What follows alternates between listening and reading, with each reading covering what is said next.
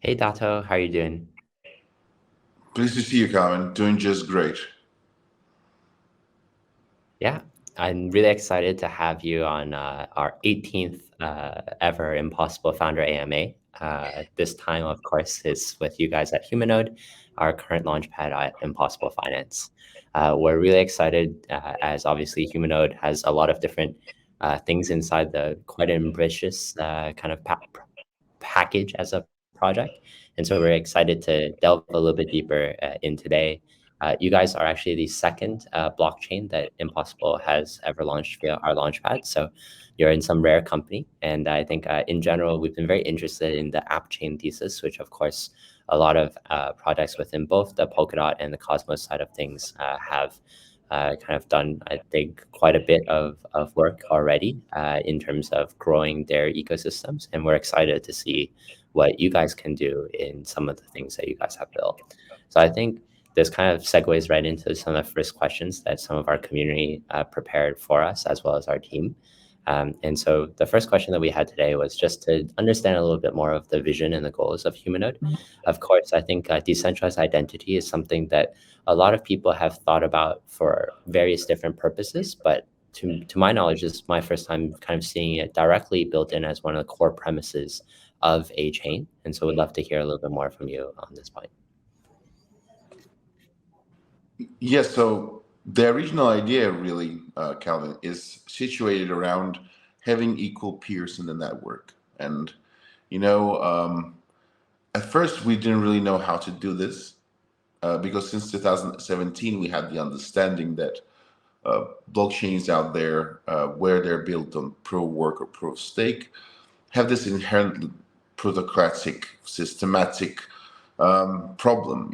You either spend more money on mining equipment or staking, amassing it, thus getting more validation and voting power in the network that is trying to be decentralized. So the idea of using biometrics to secure the equality of peers came to us in 2020. And it is mostly due to the fact how well the biometric market was developing itself throughout the last 5, 6 years or so.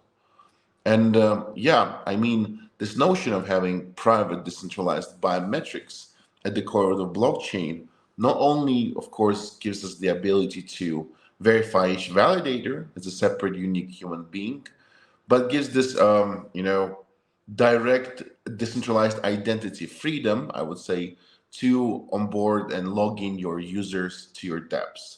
So it's like private decentralized biometrics working for both layers, validator layer and the user layer as well. But they, of course, have their own differences. I love it. I think it's quite interesting because I think a lot of times the problems that we try to solve in blockchain, or at least maybe in Web2 worlds at first, a lot of these types of problems, people think that they need to solve it by themselves. I think in Web3, I think the challenge and the kind of paradigm shift that we want to be able to see is people kind of building so that others don't have to, kind of build once and use forever type of mindset. And I think that as you described with both the needs for both the user side as well as for the validator side, I think is quite interesting. Is I think people still underestimate how important it is to have a truly decentralized validator set. We've seen obviously some exploits and hacks happen when validator sets weren't sufficiently decentralized, but I still feel like that's something probably the market still has not realized how important it is. But also in the long run, seeing all of these other kind of layer two solutions and other stuff as well rely on centralized sequencers, so on and so forth. This will be, I think, a bigger problem as people kind of spend more time and realize that maybe some of these ecosystems aren't as decentralized as they are made out to be. Um, so that's quite interesting. I think still today, biometrics is still relatively niche or new to a lot of crypto users. Maybe we use a fingerprint sensor to unlock our phones or a facial scan. And obviously, some of our platforms, such as Impossible, does do KYC for users to participate in our launches. But that I would love to maybe hear a little bit more from you guys in terms of just kind of what you guys have been saying, given that you spent so long in this biometric side of things. We see people talking about, for example, Sybil attacking this Arbitrum airdrop, which obviously a lot of these airdrops are intended to get unique users, but most people right now are not really filtering enough to get to specifically the unique part of those that kind of campaign. So we'd definitely love to hear more from you guys on what you guys have seen as an early player in a lot of this overlap of biometrics and crypto. We say biometrics, but no, there's actually a lot of different tech out there which you can call biometrics. And I would say that what we're trying to achieve and do right now was virtually impossible like 5 or 6 years ago, because the biometric market was more like a Wild West than, some properly formulated, developed field. And if you would ask any specialist 4 years ago, they would never tell you that biometrics can be secure. It's like it was an open type of data. Stored in a decrypted way on the proprietary servers of companies. And it's like in 95% of the cases right now, it is as it is right now. Like 95% is stored on centralized servers somewhere owned by companies. And that's the thing, it's was never considered to be like a first line of defense, like and even to be considered a key from something. No, because they're easily accessible by malicious actors. Somebody can take your fingerprints or try to steal your face from the photographs out there. So the way that the biometrics had to go through to actually become secure in the way that we are using them, it took real time and effort and billions of dollars invested into AI to actually make it happen. And while we're talking about biometrics here, we have to talk about two separate things. And those are what we call them search and matching operations. It's like comparing your face to many faces in the database. And the second one is liveness detection. It's like a separate module that just makes sure that you're a living human being in front of the camera and nothing else. And while the first one was quite developed even 5 years ago, the second one was non-existent. And uh, precision, precision leap, I would say, that happened in 2020 of liveness detection allowed to create Humanode. Just distinguishing one human in 100,000 different humans, it's something that is doable right now, and hopefully, as the time goes by, the precision will drastically and dramatically rise, and we could be able to create like flawless applications for end users where they just use their face and that's it. Wow. Yeah, I think I had no context on all of this kind of growth of the kind of sector as a whole. I think that's quite interesting. Kind of taking some of the questions that we've prepared out of order. I think you guys obviously have some interesting technology on your end. What would you say are some of the things that kind of set you guys apart on the tech compared to maybe some other players currently, given how much this space has kind of advanced over time? There's a specific segment that we're taking like a position in the biometric sphere, even, which really distinguishes us from anybody else. The first one is that you can use our biometrics from any device. And that's like a big thing. Even Apple ID, for example, is just stored locally on your device, and you're basically matching your face with only one face stored on the device locally. Well, in our case, there's like a joint database, and wherever you go, you can like access it from any device. And it's a complete different scenario where your data is encrypted, stored, sent somewhere, and then it's compared and computed in the biometric server, and then it's returned. So it's much more harder. The second thing, of course, is that it's actually any device that contains a 3 megapixel camera, and you don't need like a separate thing. Like I won't point fingers at anybody else, but basically you don't need anything. You don't need to buy anything additionally. You have your camera on the phone or your laptop or whatever. It should be doing just fine, unless it's 20 years old or something like this.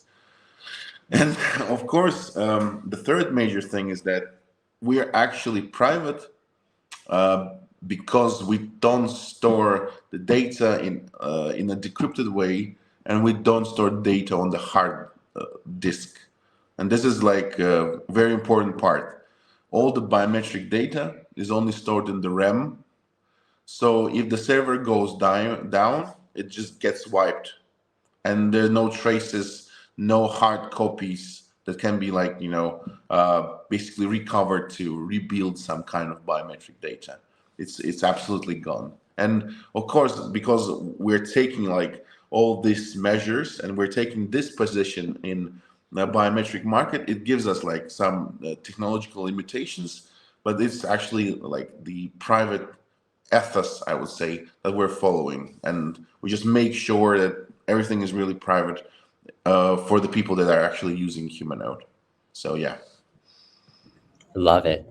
I think that's a great segue for the next question. I think we kind of thought you touched a little bit on this, of course, with this kind of private ethos. I think one kind of general question I think maybe some of our users are not so familiar yet is what types of products or dApps really need that type of private ethos.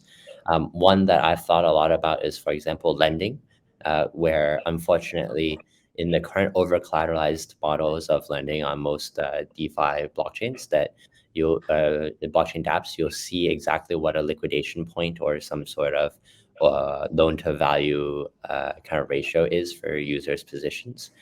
That's at least one type of privacy where if I know that maybe this is a trading firm of somebody that maybe has more money, then I might act differently knowing this position compared to if I know that this is your last dollar that you have and you know that you cannot protect, quote unquote, this position.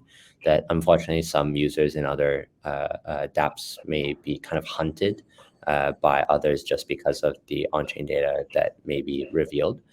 Maybe it'd be helpful to share a little bit more on how you guys can be a unique kind of proposition to any of the projects that may want to come and deploy their smart contracts over to your EVM. It's like a more broader thesis of privacy for an individual in Web3, I would say. Not only in Web3, but actually like Web2 services can integrate Humanode and use it for their needs. It's like basically providing the service with an understanding that they're interacting with the same human being, you know, but you don't really actually know anything about him. And like this type of interaction in the 21st century is at least in our understanding, is how the services of the future should build a cooperation and interaction with the users without like full blown KYCs of knowing where you live and what your like cat or dog's name is. Just knowing that My they mother's basically. maiden Yeah, name. yeah, that's right. Just basically sharing what you need to share, but be able to verify that indeed this is the same human being without, being afraid that there are like multiple humans using the same account or one human creating multiple accounts. And of Mhm. course, the global notion of Sybil resistance. Like I personally believe in the Sybil resistant internet because like you can say a lot of stuff, but it just makes systems much more efficient. The amount of money you spend on marketing, if you know that you're aiming at real people, the amount of resources you're spending on your products and how you plan them out, really knowing who your user is, and stuff like this, creating gaming economies oriented at real humans and not bots, farming Yes. them, basically any place that you have a problem with bots. And there are like so many problems with bots, varying from them stealing allocation whitelists, stealing NFTs and devaluing them, or just spamming endlessly in your chats, and I don't know, Mhm. many many many things. There's one actually very interesting solution for marketing groups, It's like you have 100,000 followers and you go around, trying to sell your AMA group or whatnot to projects. That's a very common thing. Now, if you had something like Discord bot basher, that you could, show to your client and say, hey, I have like 100,000 verified humans, and they're all real, and their relationship with you would be so different. Like, you would be able to verify that indeed these are not just some random accounts. This is real people, and they're gonna see what you're going to like post, or what you're going to like say on your AMA. So that really makes a difference there. I love it. I personally hate CAPTCHAs, but I do see actually a need for this type of thing to eventually improve. And so, with some of the features that you guys have, maybe we'll have much better things. Because every time I open like a maybe Etherscan or one of these pages, and it asks me to identify four buses from this like nine, I never know what's a bus or a train or whatever it might be. Yes. So I do see a lot of need for this to improve, not just for Web3 projects, but also for Web2 companies that need to protect their resources. Coming from Binance back in the day, we also were very strict in what we could give out in terms of API rate limits, because it actually costs a lot of money for us to host servers for everyone to be able to have these APIs available. And if some high frequency traders are paying our servers every second, the downsides of a centralized server structure is actually then we actually run up the cost very quickly. So we needed to actually make sure that people were genuinely using the APIs to trade, not just to scrape and collect a lot of data and then not trade with us. So I think I see a lot of kind of real needs for this, both on-chain worlds as well as for centralized finance products as well, that a lot of people have these scarce resources that they need to make sure are going to real humans. So I really love that angle. Just segueing into the last question for this section, we did want to hear a little bit more about some of the use cases of the HMND token itself. Of course, you guys have a lot of different products already inside your ecosystem. And so we assume that there are a lot of really interesting different utility pieces that you guys have for the token. Well, we're positioning ourselves as a standalone layer one. So we decided not to anchor our security to Polkadot because it's a post chain, and like we're doing everything spread on equal validators that were bi-authorized. So there's really three major utilities here, and one of them I would say is our like special angle that we're taking here. So first two are easy, transactions going through and smart contracts easily as on any other chain. But we separately define biometric verification. And we separately say that, yeah, we have like this type of transaction going through. And either this biometric verification is happening on our chain, or we're doing it for any other dApp or service out there. We're integrating with Avalanche. We have very close ties with Polygon ecosystem, and apps and services on them can easily run our tech and verify their users for their own needs and Sybil resistance or whatnot. So every single biometric verification that is done using our tech, pretty much anywhere, would utilize our token, and would be amassed, like the fees from it would be amassed in the fee chamber and then delivered equally to all the validators in the network. So yeah, I would say the third one would be our like specialization right now, and as the time goes by and we grow, I guess transaction and smart contracts will be taking over from them. Gotcha. No, I love it. I think it's keeping it relatively simple, but also making sure that it can scale as you guys work with other players. I think something really important when I see kind of layer one chains is building ecosystems and collaborations with others so that they are not just a monolithic type of structure. Your guys' willingness to be able to work with dApps from other chains and be supportive for other dApps in the space in other ecosystems also acts as a branch or bridge to be able to work with others in a greater crypto community. So I think that's quite WAGMI approach towards being a layer one yourself, but still being very open and willing to support others both inside and outside of your ecosystems directly. Absolutely. We don't come here as like all Bitcoin killers or Ethereum killers or whatnot. No, it's like there are many different hypotheses and approaches to decentralization. Can be hardware based, can be fund based, can be like per human decentralization, and we should all march forward into the future and develop our approaches differently. Various people have different ideas about how distribution of power should be. So Mm. why shouldn't we help others in making them Sybil resistant and more distributed? It's like more Ethereum helper than Ethereum killer in our case. Yeah, we're not I trying to love be that. tribalistic or anything. So That's yeah, going to be in the show notes somewhere. Ethereum helper, not killer. You should make yes. that a shirt.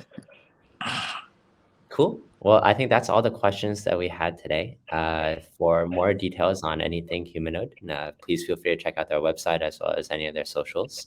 And if you haven't yet staked for the allocation in the Impossible Launchpad, we actually still have, I think, just under a week to go. So looking forward to seeing more of you guys get excited and hop into this IDO. And if you haven't staked yet, you can always go to app.impossible.finance/explore to check out some more details on our website. Thanks so much, Dato, for spending all the time to explain all of these different pieces. I think I learned quite a lot today and looking forward to seeing what else we can build together. Thank you for having me, Calvin. Always a pleasure. And looking forward to working with you. And thank you for your attention, guys.